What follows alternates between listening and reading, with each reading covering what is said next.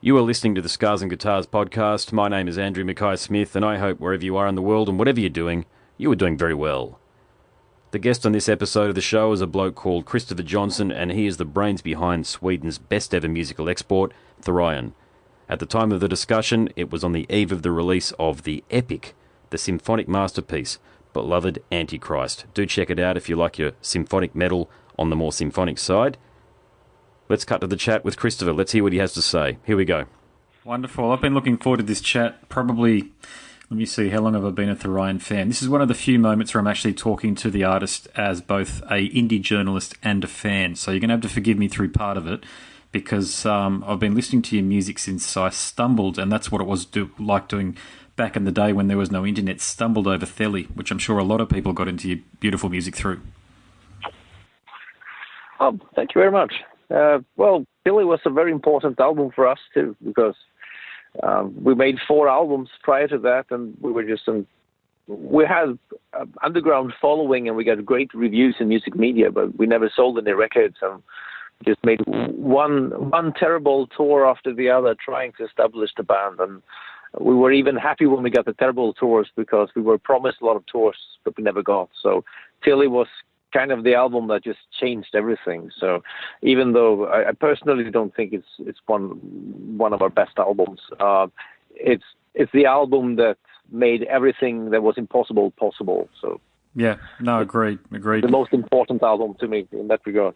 The press release that I received states that your new album, Beloved Antichrist, should not be considered a regular album, but to be seen as a performance that will also be available as an audio recording. It also says that Therion aimed for a revolutionary stage performance, bringing together old and young opera connoisseurs. Now, that's pretty broad. So I also appreciate that no one could accuse you ever of having been a straightforward metal songsmith. But what I just mentioned is that no other metal band has actually attempted prior. I'm talking about the opera thing.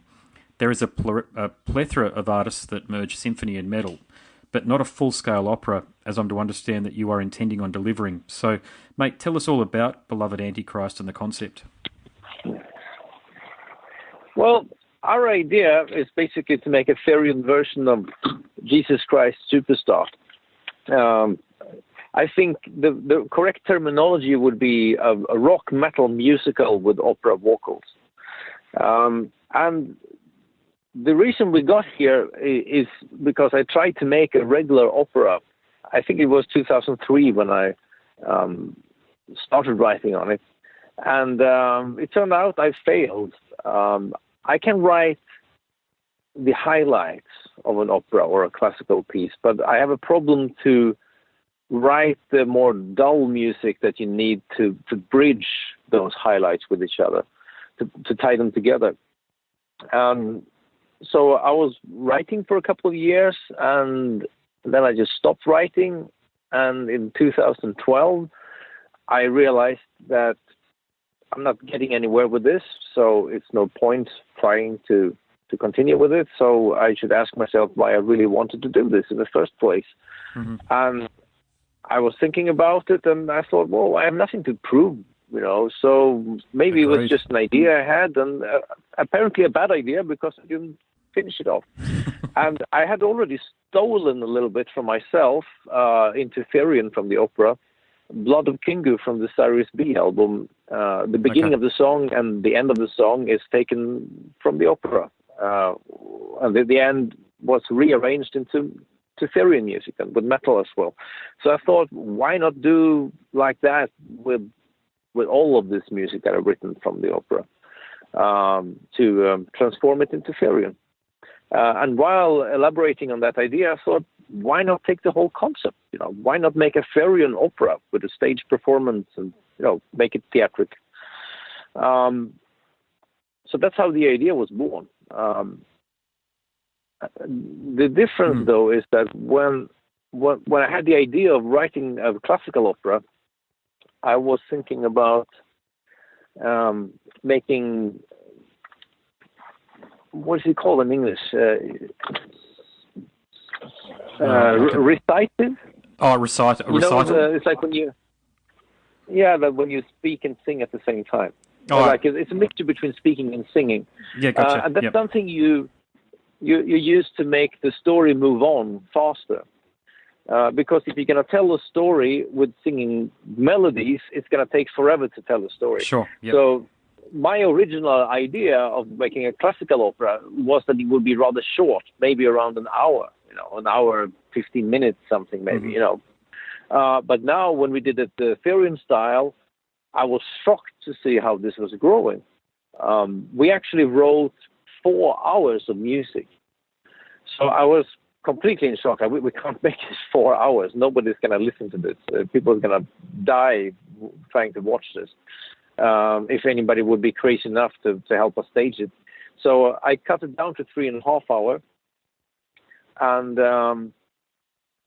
after the recordings, I listened through the stuff and I thought, even 3.5 hours is too long. We need to streamline this. So I cut away a lot of the scenes. So we have a lot of unreleased material, down to 3 hours and 4 minutes or something like that we have now. So yeah, it grew quite a lot. And we also changed the story a lot. Originally, the idea was to base it on the book A Short Tale of Antichrist by Soloviev. Mm-hmm. But the story turned out to be not so good for staging or to make it into music as well. The first thing I noticed was that it doesn't have any female characters. I didn't think about it when I read the story. I was like, oh, it's a good story. But once I started to write music, I realized there are only men in the story. That's very boring, with no female voices, and also for the dynamics. Especially of the story. for your music too, which has got a lot of female vocal through it. Yeah, I even prefer female voices. So, we had to invent a lot of female characters and also redo some existing characters into females to get more balance there. And then also I realized that the beginning is not very good for theater at all. It would probably be exciting in a movie, but not really. It would be very hard to realize it on stage in a good way. So we rewrote the beginning, and then I also never really liked the end, even when I read the book. It's too abrupt. And in an opera, you want an epic, huge end, big tragedy and very epic. So I completely rewrote the end. And once you take out the knife and start cutting into the story, there's no stopping, So yes.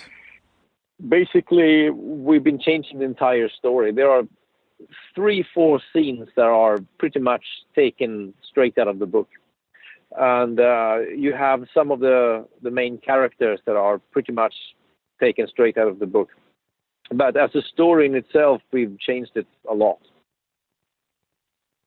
Okay, now, about the story. So, Beloved Antichrist, I've read the blurb, but just for the listeners' benefit, and you've hinted at it, or you haven't hinted at it, you've mentioned it numerous times through your response to my initial question there.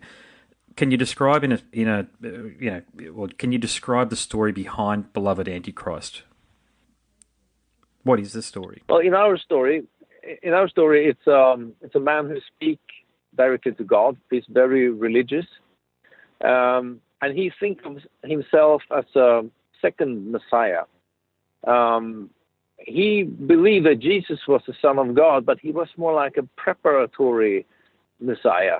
He had to sacrifice himself, and while he himself, which is the second and the real Messiah, is gonna be God's representative on earth and remain on earth. But then God stops talking to him, and he becomes very depressed, and he decides to commit suicide. So he throws himself out from a cliff, and in the middle of the fall, there's a mystic force catching him and putting him down gently and starting to speak to him, and that force is the devil. And the devil asks him why he has been turning to God when he should have been turning to him, because he's his real father, he says. And he offered him to accept the unholy spirit instead and become the Antichrist, basically. And that he would love him the way he is, and he won't ask anything of him in return, and just make him rule the world. And this man then decides to accept the offer, and he becomes the Antichrist. And I really like that part of it, that he's not born into Antichrist. He actually has a free will, the choice that he becomes Antichrist. And that also makes him more human. You know, he's not like some sort of supernatural born into human body. He is a human who accepts something and transforms into something. So he keeps his human side. And after that, he go home and he writes a very spectacular book, a remarkable book, which deals with both politics, philosophy, and religion. And it seems to have the answers to everything. And it becomes the most prominent book release in the history of literature. And inevitably, he's becoming elected world president, and later even proclaimed as Caesar. That he's like the emperor of the world. And he's both a religious and both a political and a religious leader in one. And he make remarkable things to humanity. He solved all the problems. There are no class differences. There are no starvation. Don't seem to be much disease. No pollution. There are no wars. There are world peace. So in the history of civilization, mankind never had it better than under Antichrist. But then at some point, he gets revealed as being Antichrist. And humanity is getting divided. You have half of humanity who think he's a son of the devil, he must die, he must go down. There's no doubt about that. We cannot be ruled by the son of the devil. While the other part say, well, we don't really care about who the hand belongs to that bring us the gift. You know, we never had a better life than now, and we value the mundane life more than the spiritual things. So maybe some people just don't believe in the spiritual things. Maybe other people just think, I'd rather see my children eat and have my family in peace than the way the world used to be. Sure. And also you need to keep in mind that our story takes place in the future after a very turbulent time with a lot of death and despair. So that puts an extra dimension to it that people really want safety. Yeah, it's good to know. Yep. Humanity is divided, and after this wonderful world peace, then there's a last big world war where pretty much everybody died. So they just destroy everything we have. Maybe it's a bit of a spoiler to say that, but I already said that in so many interviews. It doesn't make a difference now. Okay, yeah. It's vast, mate. Very big concept right there. Probably the biggest concept probably the most all-encapsulating concept that I've heard for a metal release, actually. So I've got to hand it to you there. And there's no moral in the story at all. This should be entertainment. This shouldn't be that you write people on the nose what to think. I'm glad you took that path, mate. Yeah. I'm glad you weren't. It's not. But it does rate. Sorry, you go, mate.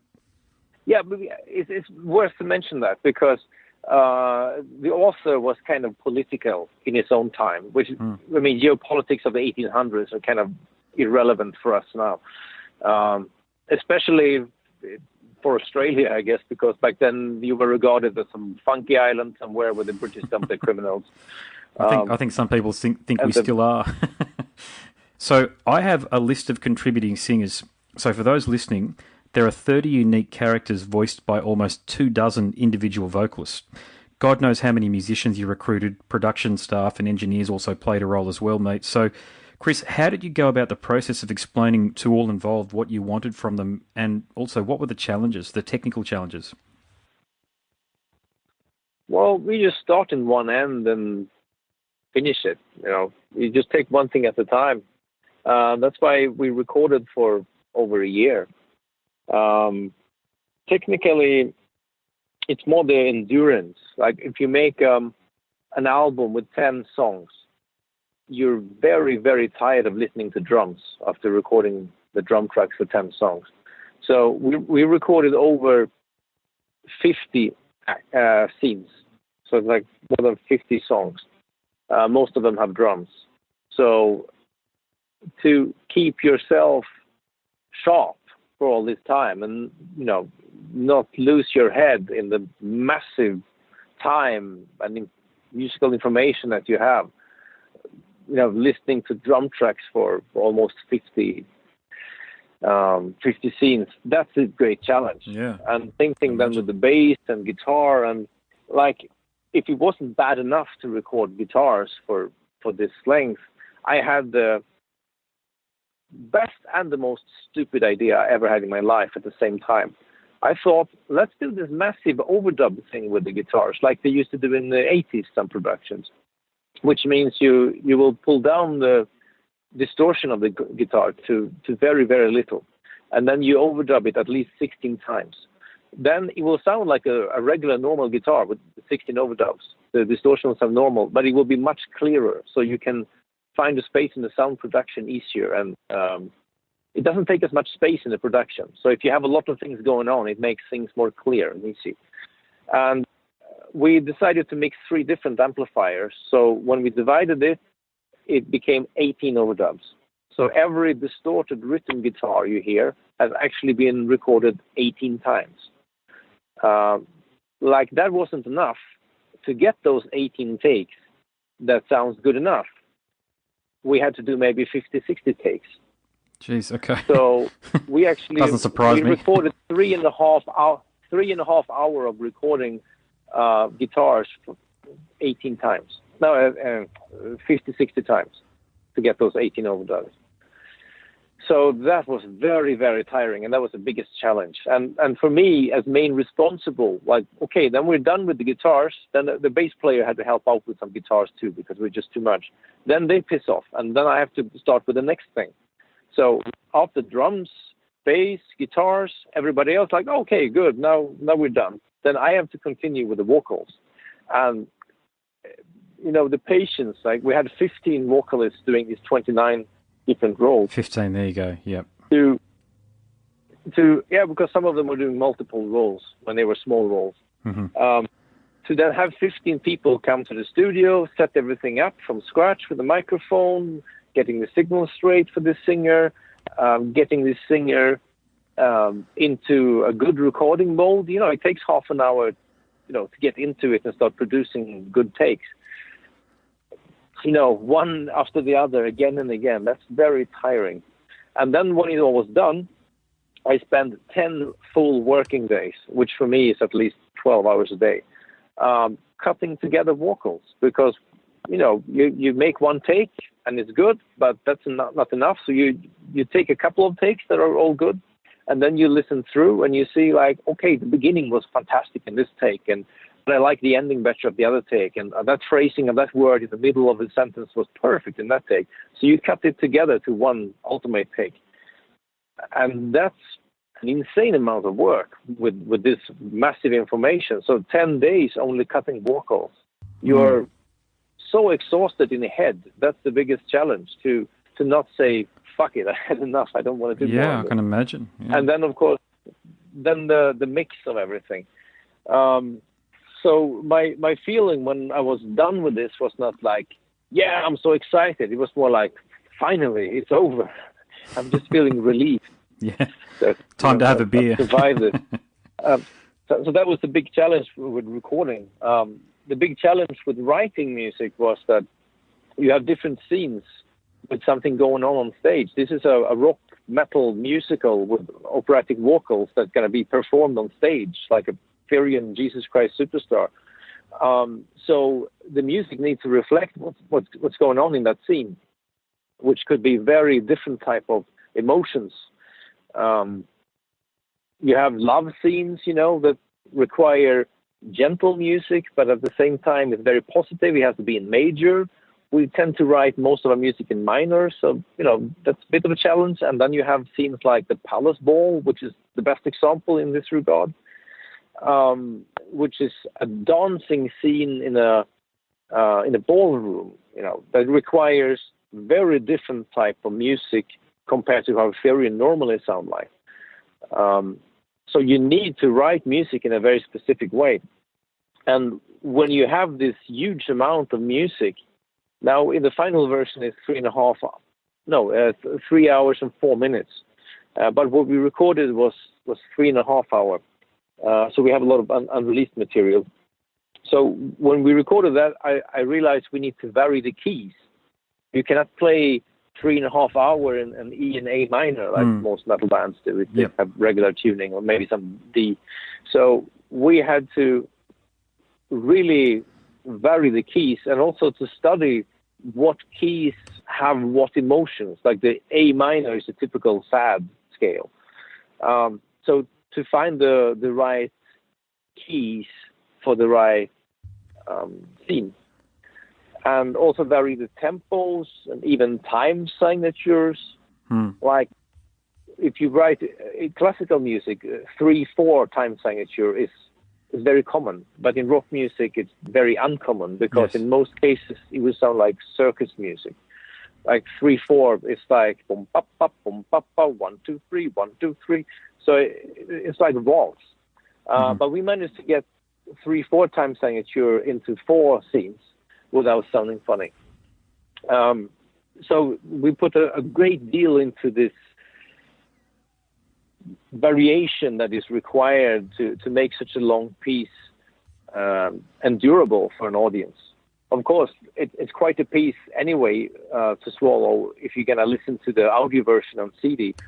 But when you watch what's going on the stage, I think we found the golden balance between length and what's going to work. It's like the Lord of the Rings, it's a fantastic story, but it's also a very long movie. But it kind of works because it's such a good story. I don't think our story is as good as the Lord of the Rings, but at least it's an example I can make. It'll certainly appeal to metal fans and people into their rock music, I think, more so than Lord of the Rings, I mean, I read the books as a kid, but I can't say I got into the movies that much, but it's very hard to realise on a cinematic scale what the books would relayed to your imagination in that case there with the Lord of the Rings and the Hobbit series, isn't it really? Yours, you're actually starting, I'm not saying from scratch because I understand it's received a significant influence from another source here, but you can almost dictate what the imagination receives. Yeah, well, we based it on a book from Soloviev from scratch. But we realized quite soon that, I mean, if it's hard to make a book into a movie, you can realize that it's even more hard to make it into a theater. Because you can't make a lot of animations or trick filming. Things has to be performed by real people on stage with real objects. And I realized that the beginning of the book would probably be awesome if it was made into a movie, but it wouldn't fit at all on a theater stage. And also, I didn't like the end of the book. It was too abrupt. And now when we make it into a grandiose opera, it needs to be a very epic ending, very dramatic. So we had to rewrite the end. And one of the main problems with the book also, which I didn't think about when I wrote the book, because it's a story and he wrote the story how he wanted it. But when I wanted to turn it into music, I realized that there are no female characters at all in the book. And that would be very weird musically not to have any female voices. And for the sake of the story, it completely loses dynamics. And for an opera, it would be straight out ridiculous. So we had to invent a lot of female characters. So we gave Antichrist a wife, and we made an opponent for him that is influenced by a character in the book who was male, but we made a female kind of religious warrior woman character, like Joan of Arc type of a protagonist. Character. A very strong protagonist, female character. And to make it more opera, we made her sister the wife of the Antichrist. So it's family drama as well. That things won't be that easy. That everybody's having mixed feelings, like real and mixed life. loyalty. Yeah, it is. So we rewrote the story so much that I would say it's loosely based on the book. It's inspired by the book, but you have 3-4 scenes that are taken straight out of the book. And some of the main characters are pretty much how they are in the book. So the story would never have existed without Soloviev. But if somebody reads the book and go and see the musical, they're going to find it to be brutally different.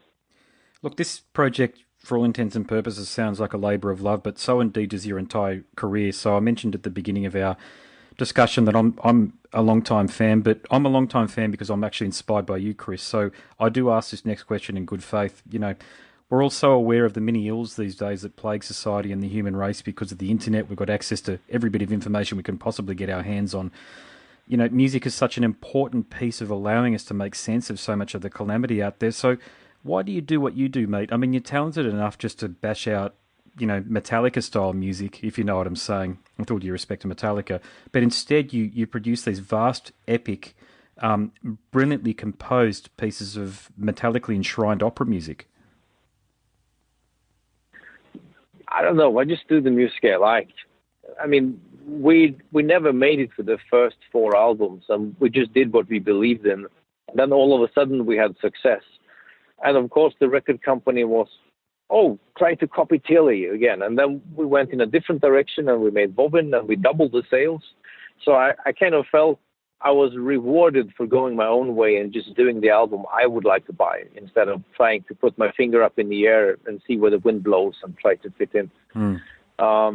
So after that, we had our ups and downs. I mean, Secret of the Runes was a big flop at the time. You know, we halved our sales and everybody was disappointed and so on. But with time, this record has been recognized as one of our best works. So we even performed the entire Secret of the Runes album on one tour on the request of the fans. Okay. So, you know, some albums like Citrara was a bit of a flop now also. But I think, you know, it's good to do what you believe in. And Judas Priest was always inspiring me in that regard. I mean, they always did different directions, and some of the records were not so good. Some of them were awesome. But, you know, they just did what they wanted. And I kind of respected that. And I think that that's what you should do. If you're not willing to risk your career with every album, then you don't deserve a career, in my opinion. And I'm having the same fun making music now, 30 years later, as I had when I was writing the first few songs that ended up on our first demo tape in the 80s.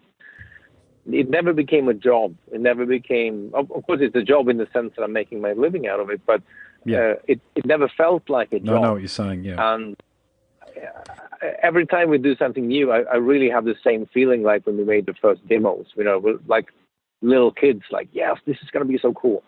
And that's the most important thing, to have fun. That's why we're doing music. Having fun, yeah. And I'm sure if our sales would go down to an extent that I had a problem to feed my family, that maybe I would have to do things that I wouldn't like to do. Well, I'd rather sell my ass in music than to sell my ass doing a regular job. Yeah, working on hardware. So I don't think I could ever see you working in a hardware store. Not that you couldn't do that, but yeah, you're always a bloke that was going to compose music, I think.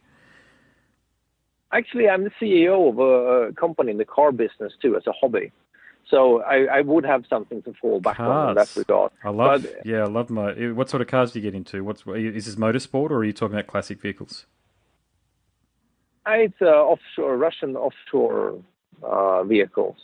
It started with I wanted to buy one myself, and nobody could sell one to me because they're all breaking. Because our gravel road, like I said, we have 4 kilometers of gravel road to our house in the middle of the forest. Mm-hmm. And I had a Toyota Land Cruiser before, and it was just falling to pieces. It's a great car if you drive on regular roads, but you know, when you have the autumn rain and when you have the frost in the ground, it's not designed for those conditions. Getting released in the spring. No, you get huge holes, you know. So you need solid wheel axles not to ruin your car. And I looked around, what cars does have solid wheel axles these days? It's only Jeep Wrangler. It's the only one. And it's not a very comfortable car. It's just an off-road car for expeditions or a second car for hunters. So I wanted a comfortable modern car with solid wheel axles, and there was only a Russian one. And in the process of trying to buy one, I was persuaded by the general agent of Europe to start importing them to Sweden. And I realized there were friends and others that wanted them. Yep. So I started the general agent. So we're selling to retailers. So I'm just the importer. So I could easily fall back on that, actually. But you're an entrepreneur. That's what you are. Yeah, but I can only do things I believe in. I could only sell something that I want myself. I would be an absolutely terrible entrepreneur trying to sell something just for money that I don't believe in. I can sell my own music and I can sell these cars because I drive them every day and I love them. But I could never import American cars or something like that. It would be like, it's just a car. Like a thing. What's the Russian brand of vehicle called that you import? UAZ. It's UAZ. Okay, UAZ. All right, I love cars, so I haven't heard of it. I don't think we'd have a reason to hear it down here in Australia, but yeah, I'm going to look into it, mate. You give me something there. All right. You know what? We've been speaking about Australia about that because they're coming with a steering wheel on the right side version later. So we've been speaking about bringing them to Britain because they're not represented there, and Ireland and Malta, which is a former British colony as well. And then, of course, for Australia, these cars would be awesome because you have so many parts of the country with poor infrastructure, and this car can go down to 40 minus Celsius. So it's good for Arctic, but it's also very good for desert climate. They use these cars in Syria. The problem in Australia is against the heat, ISIS. as you know. Yeah, the heat affects cars in Australia. We used to remember the Korean cars like Hyundai and Kia. God help me here in case anybody from those companies are listening, but they used to break down all the time, right? And the reason being because our asphalt, it gets very, very hot here, like 55, 60, 70 degrees, sometimes like really, really hot, and it just burns the underside of the vehicle, and they break down because of that. So how do you think UAVs would go in those sort of conditions? Oh, it will be splendid. They have them in Syria, in the desert now, They're fighting the terrorists. So with machine guns on them. And also I sold them to a mining company who need cars that can endure. Normally they have a car 2-3 years, then they're rubbish after that. So with our cars, they hope they can last for a few years longer. And you have a lot of mining industry in Australia as well. So mining's big. So maybe I'll get to Australia representing the company before I get there with the band. I've been speaking in interviews since the 90s with Australian music media about, I hope we can make it to Australia one day. And now it's more than 20 years later, and I'm still talking about it. So. Well, we'll get to that. That was going to be one of my questions, but I'll tell you something. A few minutes ago, you mentioned an album that had a tremendous impact on me, and that's Woven. Now, I do realise that the fan favourite is likely Therion, which is a brilliant album. It's a groundbreaking release, but I do feel as though Woven improves somewhat, but it also contains a pair of cuts that are a crowning achievement in your brilliant career. Now, those two cuts are the first two songs on the album, The Rise of Sodom and Gomorrah and The Birth of Venus Illegitima. Now, here's a quick story. When I was 19 when I first heard them, and I was over at a mate's place who, most of my mates don't listen to metal or even rock music. I remember putting that album on a CD player around them, and everybody stopped in their tracks and said, "What on earth is that? We've never heard anything like that. It's just brilliant." Got feedback that it put their hairs on their end, and I put that down to the majesty of the tracks themselves. So what are your feelings, mate, about those tracks and Woven as a release now that if you can believe, mate, it's 20 years of age this year? Well, Woven was the album that really established us. And after that, I never had a problem with recording budgets or anything. We could start touring headline and everything. So that was the album that really made all the difficult things easy for me. But it's also our most accessible album. It had a more polished sound production, and the songs were more accessible. And at that point,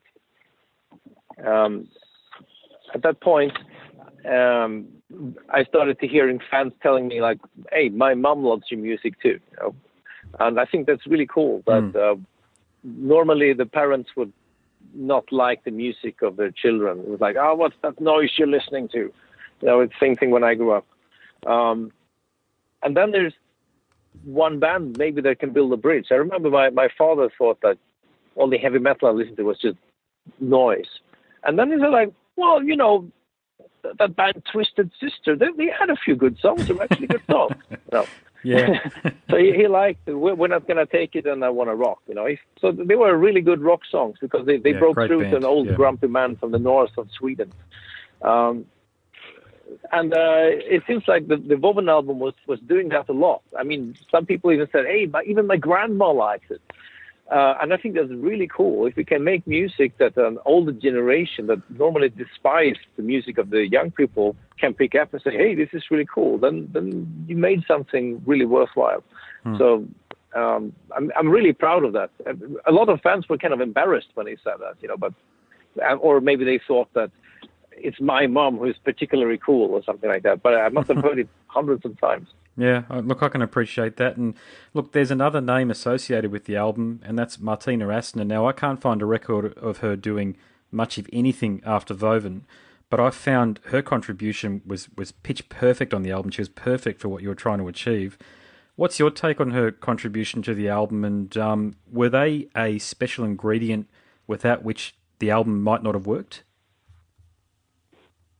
I think somebody else could have done it, but she had the right voice for those songs, and that's why we picked her up. She was in a band called Dreams of Sanity before, so you can pick up their debut album if you want to hear more of her. Okay, yeah. It's a really good album, and I just thought her voice would be perfect for those songs, and it fitted really good.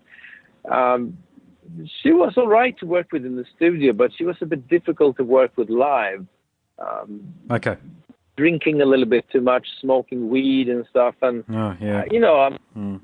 people can do whatever they want, with their bodies. But if you're a singer, you need to be able to deliver. And if you complain that it's a long tour, I can't reach the high notes, well, it's not really morally okay to complain about those things if you drink a lot and you smoke a lot, cigarette and weed. Your voice is your instrument. You're being paid to perform. They were paid by me. I was their employer, and the fans contributing to our salary with buying the tickets. So I think it's very respectless to do that. And I'm sure there's a lot of guys doing that, getting away with it. But I guess if you're a guy, you can just sing a bit more brutal or whatever. It's rock and roll, it's live. But when you have a beautiful female voice, there's no hiding. If you don't take care of your voice, it would just sound bad. So at the end of the tour, it just didn't sound good, and that's the main reason I didn't want to continue to work with her, because I thought she had a cocky youngster attitude that didn't fit in with a serious band. Which was a shame. I mean, I'm sure we could have made more good things together, but that's how it was. She sounds like... She made another album with what's it called? Alice. Eric Rutan from Morbid Angel. Oh, yeah, I heard about that. Yeah, Alas. Yeah, spot on. Yeah, you're right. Yeah. I haven't tracked that one down, though. I don't think it's easy to find. In all honesty, it's not good. It's not a good album. The songs are not good, and her vocal performance isn't good. I don't know what happened later. I was actually very curious, like, oh, cool, they're gonna do this together. But I was really disappointed. And that's why it never made any big thing. She had a big name at the time, and the guy from Morbid Angel and the Therion girl doing it together, but it just fell flat, because if the songs aren't there and performance isn't good, you can't sell things just on branding. Well, Eric Rutan, I've never met him or spoke to him, but I have spoken to a few people that have had albums produced by him, and I know he doesn't suffer fools easily. So if I could go so far as to suggest he might have had a similar experience to your good self, mate, and decided that enough was enough and just left it be. I mean, he's a very productive guy. He's like you, actually. He's a very productive guy. He's always on the move. There's always something happening. Yeah, but maybe it's better doing death metal, It's... Maybe it wasn't his thing. I mean, I really respect him, but this time he wasn't good. This shouldn't have been released this way, in my opinion. Maybe the folly of youth as well, mate. She might not have realised the opportunity that she had with you, the platform that you offered her. That's quite common, and also when people get out from nowhere into a famous band, and they never had to fight themselves up, they tend to be a bit big-headed. Like when the lineup broke up after Gothic Camelot, for instance, then everybody, basically the whole band, pissed off, and everybody was really certain, like, we're going to do our own thing, and then they just disappeared. The bass player is an evergrey, so he still have a career, but the other guys, they just disappeared. Like the drummer, who was the cockiest of all of them, he hasn't done anything ever since. I think he did a few live shows with Snowy Shaw as a hired gun, but that was it.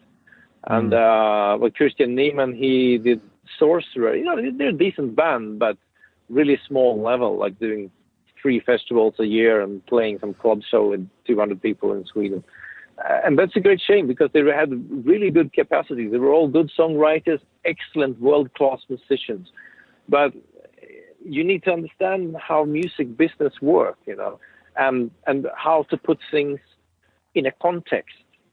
You know, that's what the producer often do with a band. Like sometimes the band write brilliant stuff, but it needs somebody to put in its right place to make sense. Yeah, the George Martin thing. Have like, yeah, well, otherwise, let's say a lot of bands in the 70s smoking weed, writing some really good riffs, but maybe they needed the producer to say, dude, you cannot jam your solo for 5 minutes here. It's not a live performance with a stoned audience. This is a record. Nobody's going to listen to your 5-minute solo. Totally, yeah. Make it 30 seconds, you know. Or like saying, okay, this song is 6 minutes long. You're repeating too much. You need to cut it down, you know. Get to the core of the song. Take these tough decisions. And then you also have the thing of actually doing something. I remember a guy who played with us on the Woven tour. He was just a hired gun for the tour. But he was a brilliant guitar player and a good songwriter and everything, but a bit too much of a party head for me to have as a permanent guy. And he played me this demo that he made with this band called Sin. And they were making this gothic metal right at the right time with Moonspell and Tiamat and all that. And it was really a hit song. It could have really made it. But it was too hard for him to get his thumb out of his fat ass to make a proper demo and send it to a record label and make things happen. Yeah. You know, people just smoke weed and drink beer and wait for somebody to come and knock on their door and say, hey, do you live here? Cool, I'm going to make you a rock star. And that's why many bands need managers, because you know, they can write music and play, but that's all they can do. You need somebody in a band who is driven, who can, you know, grab hold of things and do things. And in Therion, it was always me who getting all the problems in my lap. Like in the beginning of the band, we tried to divide the tasks. Like, okay, the bass player, for instance, he was American, so he's a native English speaker, so he do the interviews. It felt natural. Makes sense. But then after a while, it was like, oh, I didn't do the interview. Sorry, you know, you get these letter interviews from fan signs at the time. Like I wanted to go with my skateboard and, you know, drink beer with my friends, so I didn't have time to do it. And then the other guitar player would say, oh, you fucker, you give me those letters, I'm going to do the interviews. And then he took them and he answered a few and it was like, oh, I would prefer to go with the skateboard with my friends. And like, skateboarding was a big thing back then. Jeez. It was like, in the end, it always ended up in my lap. Okay, you do it. And then we're going to pay for demos. Nobody have any money, so who's going to pay for the demos? You do that. Christofer pay for the demos. Christofer do the interviews. Christofer make sure that you have gigs. Christofer do everything, and everybody else just come along. And that's how it is in most bands. Like you have one guy who makes sure that things happen, or you have a manager. So when you have these talented people coming on the ship with a captain and perfect crew, taking care of everything, you know, fixing your guitar, giving it to you tuned on stage, putting everything up. You have somebody making merchandise, selling it, tour managers, big tour buses, you know, with double deckers, with all sorts of luxury in it. You think everything is so easy. Yeah. And then all of a sudden you're going to start your own thing and you just have no clue how to put 1 and 2 together. You only know how to play guitar and write songs, and that's all you know. So I think it's a great shame that a lot of talent in bands, they ruin their careers and disappear exactly because of that. Yeah, look, I play in covers bands, which is nowhere near the level that you're doing things, mate, but I experience exactly what you've just said on a vastly smaller scale in my scene. So just getting people to turn up and get paid the $200 or $300, which is a salary effectively. You play 3 nights a week, mate. You don't need to have a job outside of that if you know how to lead your life appropriately. Just to learn songs, turn up, have good gear, maybe buy each other a beer as a sign of camaraderie and friendship. it's very rare, mate. It's very rare, and it's when you get an environment when it does happen, especially as I'm a working musician, when it does happen, you just try to hold on to it for dear life and just hope and pray that it happens. But at your level, I can't tell you how many people I've spoken to that, it started out like this was meant to be a band, but then everybody expected X, Y, and Z to be done for them, and it ended up being me. And even people telling me that they've had to put people on individual contracts so that they turn up on time, just privately. They tell me that.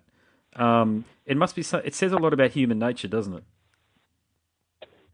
Yeah, it does. And also, we had different generations of lineups in the beginning, and one of the main reasons that they broke up was because of the hard life we had.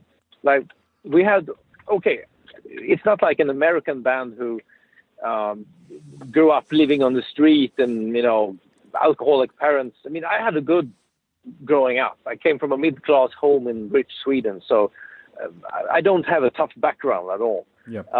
But in that context, we did things that most bands here never would have done. We made a tour in Sweden. We had 7 shows without a shower for the whole tour. We had to sleep on the floor like dogs, not on mattresses on the floor, like on the floor with nothing like that. So we had to get shit-faced drunk so we could sleep. If we could get a hold of alcohol, sometimes we couldn't even afford to eat. So we had to drink tap water because it was the only thing we had, not to be hungry. Well, try to ease the hunger by drinking tap water.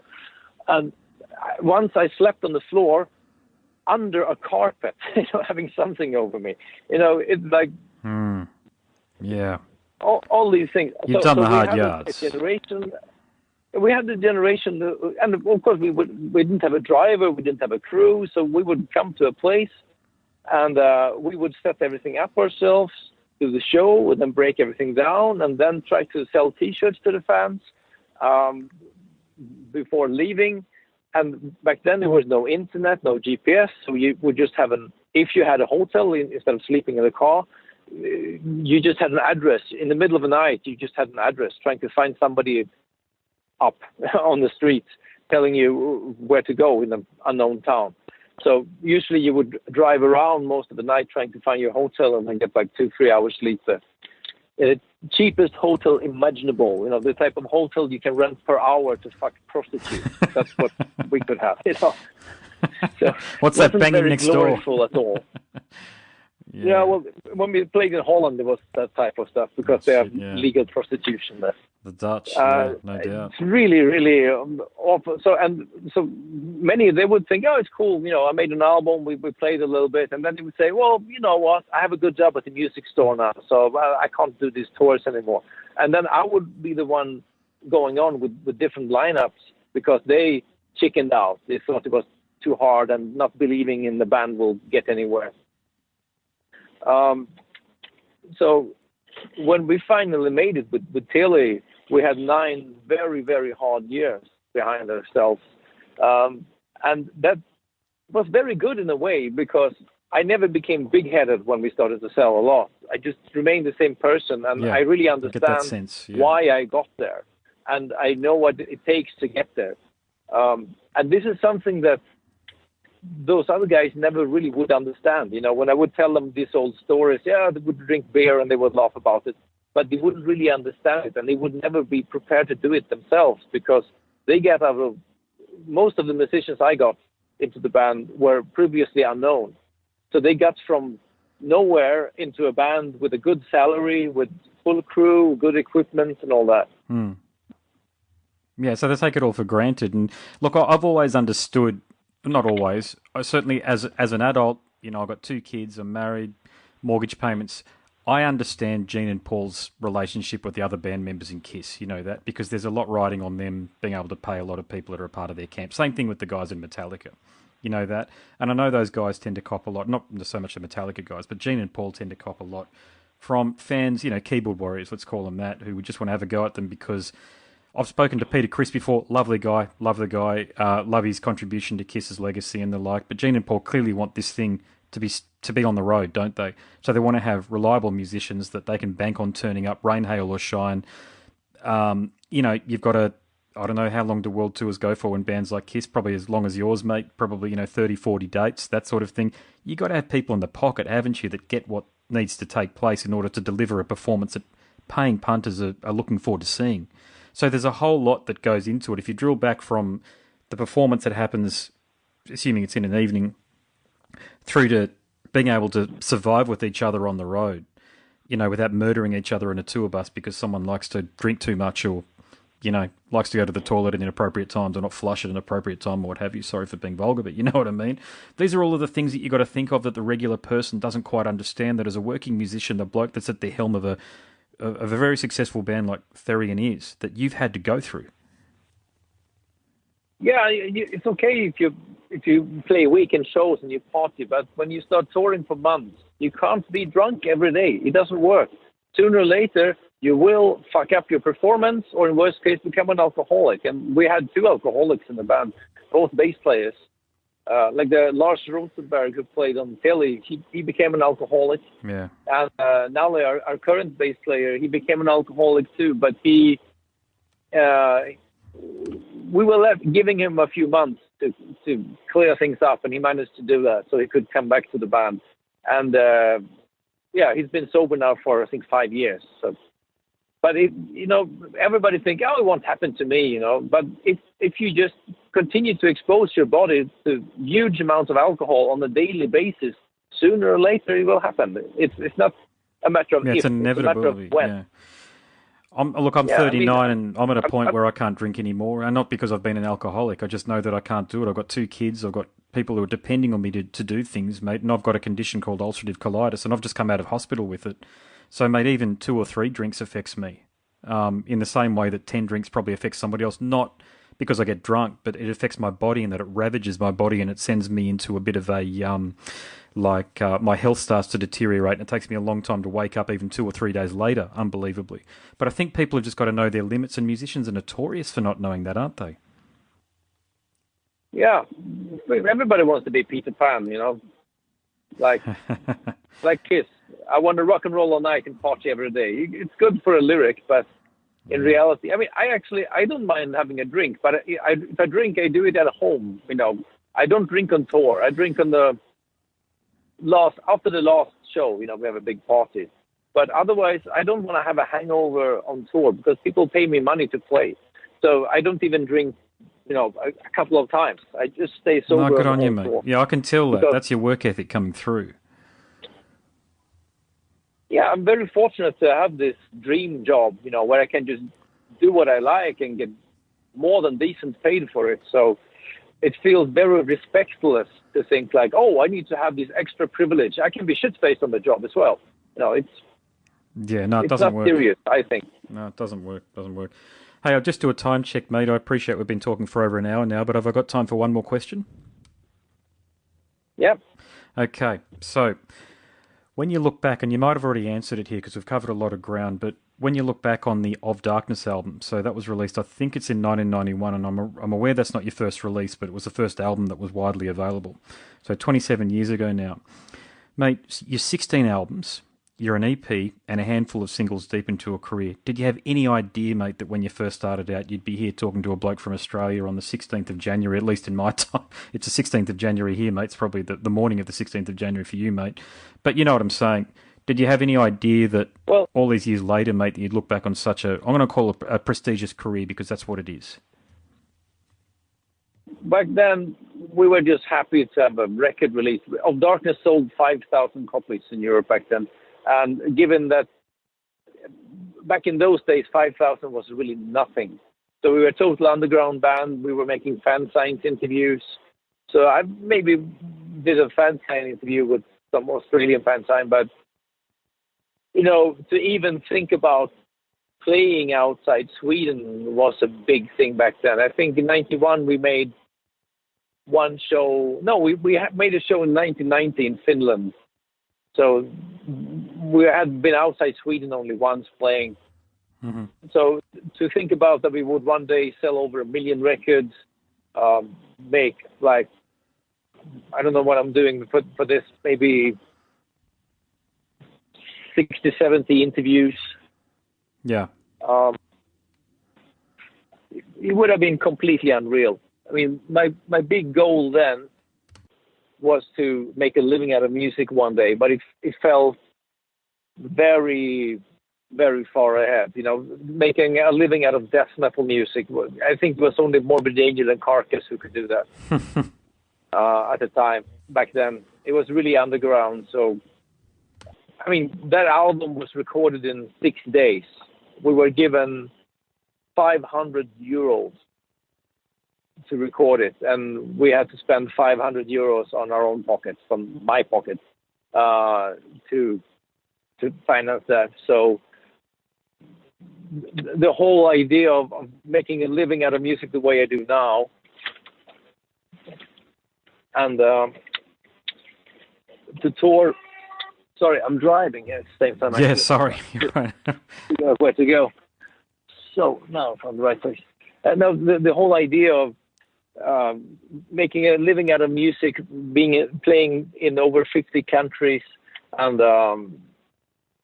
making interviews from all over the world, and selling 1 million records, that felt like going to the moon at the time. Okay, all right. That was almost my last question, and I'll just get you to answer this one very quickly. We mentioned Australia through the discussion in terms of a potential tour down here. I'm aware that you haven't been down here, mate, but can we expect you down here sometime soon? Well, I wish I had an answer for that, but, you know, we had many offers, but with too many people in the band. And when they started to count on the budget, they were like, yeah, can you do it maybe with one singer? But yeah, we doesn't can't work. do it with one singer. No, we need to have at least 3 singers to make it somehow worthwhile. And also, after all these years, to do some sort of light version of Therion would be just disappointment for the fans. So we'd rather wait. And, you know, like with Japan, we thought we would never make it to Japan, but now we've been there twice playing festivals. So we're still hopeful, you know, that it will happen someday. All right, mate. I'll let you go. It's been a fascinating chat. Thank you so much for your time. You are a legend. I'll travel. You are listening to the Scars and Guitars podcast. My name is Andrew Mackay-Smith, and that was my conversation with Christofer Johnsson, the brains behind Sweden's best ever musical export, Therion. Thank you so much for listening.